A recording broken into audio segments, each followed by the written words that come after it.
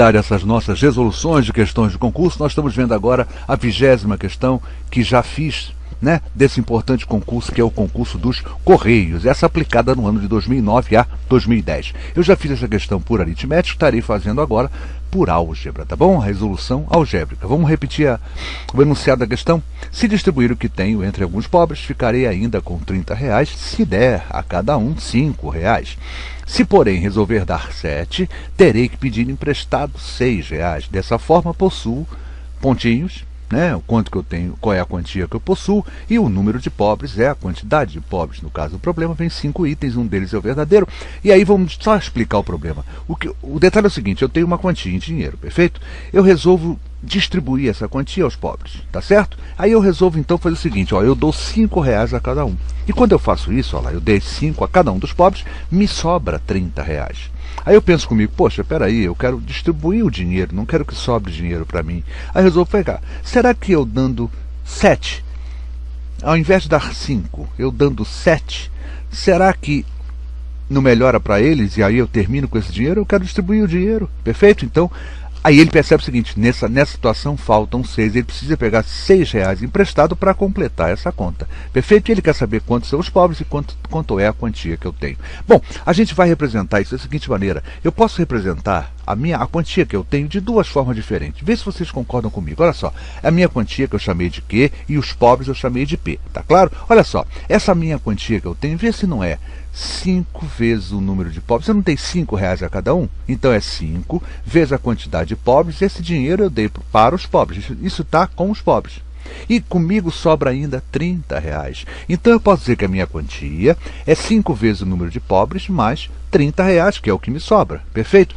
E a mesma quantia que eu tenho, olha só, a mesma quantia que eu tenho, ela pode ser escrita assim.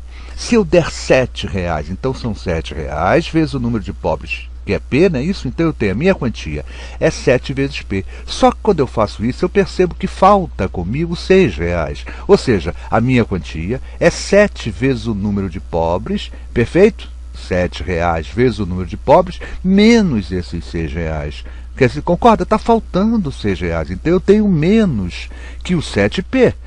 Então o que eu tenho? Eu tenho R$7 vezes cada um dos pobres, menos 6. Tanto é que eu precisei pedir emprestado esse dinheiro para completar meu dinheiro.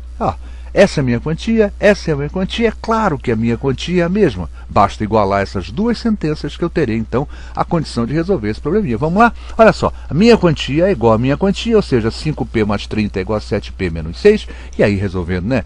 30 mais 6, levei o 6 para lá trocando sinal, levei o 5 para lá trocando sinal. Eu teria assim, ó, 30 mais 6 é igual a 7P menos 5P. Eu tenho R$36 é igual a 2P. E aí fica fácil, né? Quem é o número de pobres? O número de pobres será, então, 18 pobres, ou seja, 36 dividido por 2. Perfeito? Bom, se eu achei o número de pobres, e aqui tem um detalhe interessante, eu tenho duas expressões para substituir.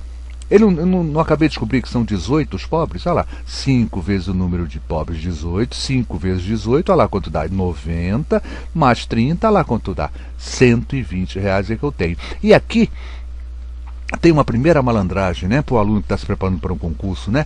Por que não substituir na outra? Você pode claramente fazer o seguinte, não, já está bom, já sei o dinheiro, já sei a quantia de pobres, acabou. Gente, vamos usar a outra expressão que eu tenho, porque essa outra expressão será como se fosse uma prova real. Eu terei a certeza que eu acertei o problema. Vamos ver? Olha só, na outra expressão agora, ó, 7 vezes 18 pobres, isso dá R$126, menos os 6, que é o que me falta, né? Eu tenho 120, gente, não é isso? Então isso dá 126, menos 6, olha lá quanto dá, 120. Eu precisei pegar esses R$6 emprestado, olha lá, 120. Confirmo realmente que minha resposta está corretíssima. Quer dizer, se essa segunda expressão desse uma resposta diferente, provavelmente eu teria errado a primeira parte, teria errado o meu problema. Tá bom, gente? Confirmo então, são 18 pobres e são R$120. A resposta certa é a letra B. Já tínhamos visto isso em aritmética, apenas confirmei, fazendo agora por um novo mecanismo algébrico. Tá bom, gente? Usando aqui, no caso, é um problema, eu posso chamar isso, né? Isso aí seria um probleminha de equações de segundo grau ou mesmo sistemas do primeiro grau. Perfeito, gente?